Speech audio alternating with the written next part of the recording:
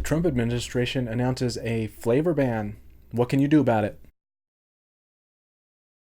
On September 11th, 2019, President Trump announced that his administration would be taking action against flavored vape products. Following this, the Health and Human Services Secretary Alex M. Azar II said that the FDA is now outlining a plan in the coming weeks to completely remove flavored vape products from the market, and that's including mint and menthol, but they are allowing tobacco flavors. So why is this happening?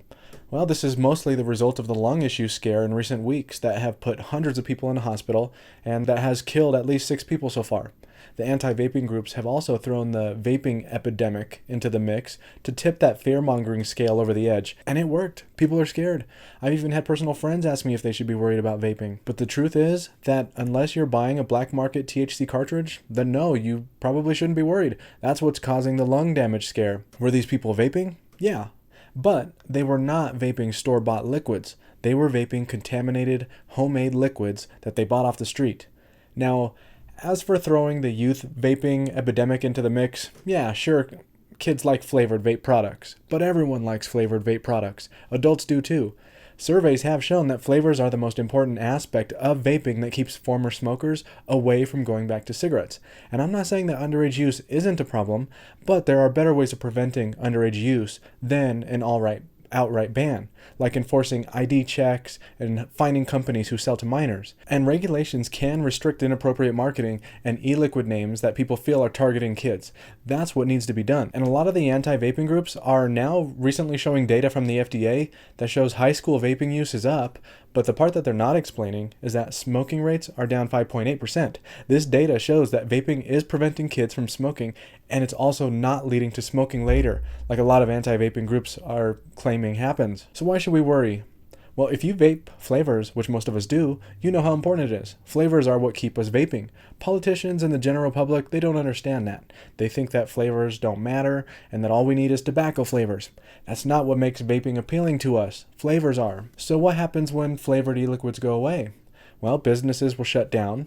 Vape businesses simply can't survive if they don't sell flavored e-liquids. Tens of thousands of vape shops will close, the tax revenue will be lost, and thousands of employees will lose their jobs. Vapors will also start making their own e-liquids. Many of us are perfectly capable of making our own e-liquids, but what happens when millions of inexperienced people start buying bottles of nicotine and flavors to make their own flavored products? We're going to have people handling strong levels of nicotine, spilling it on their skin, and storing it in cabinets where kids or animals can get into it. And a lot of these people, they won't know what flavors to buy. We're going to have people mixing essential oils into their e-liquid. This is not going to end well. Banning a product will lead to a much larger unregulated market that can't be taxed. If you think that lung damage scare is bad now, wait until the black market takes over. Many more people will get sick. And on top of that, the government won't get any taxable revenue from it. And finally, people will go back to smoking. This is the biggest issue of them all. Kids, your friends, your mom, your family members, maybe even you. So what can you do? Well, one of the first things you can do is sign the petition on whitehouse.gov. A lot of people say that these petitions don't make a difference, and that might be true, but it doesn't hurt to do it anyway, as long as it's not the only thing that you do.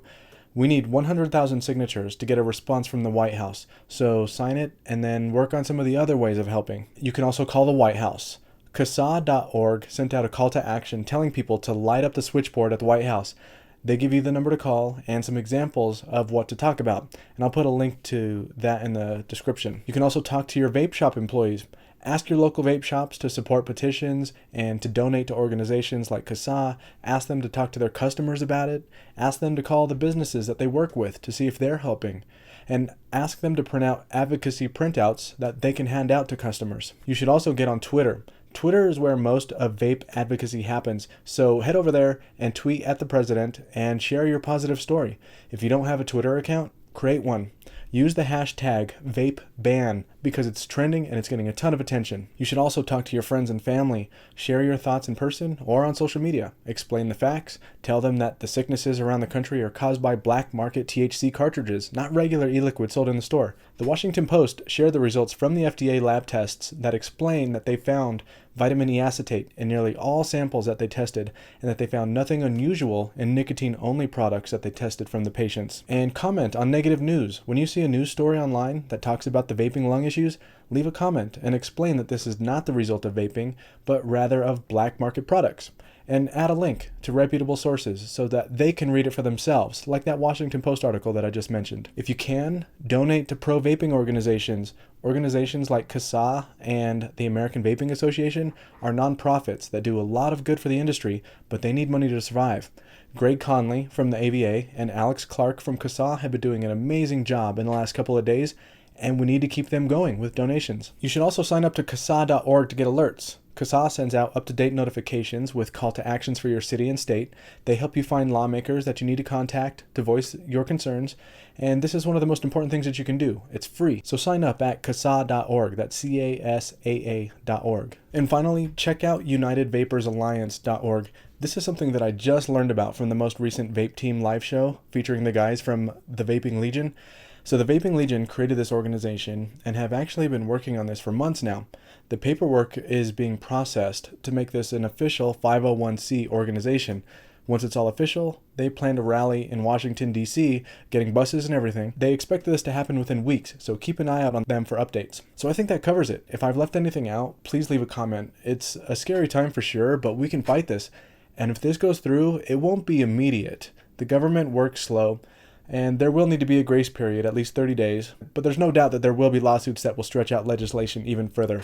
But for now, do what you can, educate people, and keep on fighting.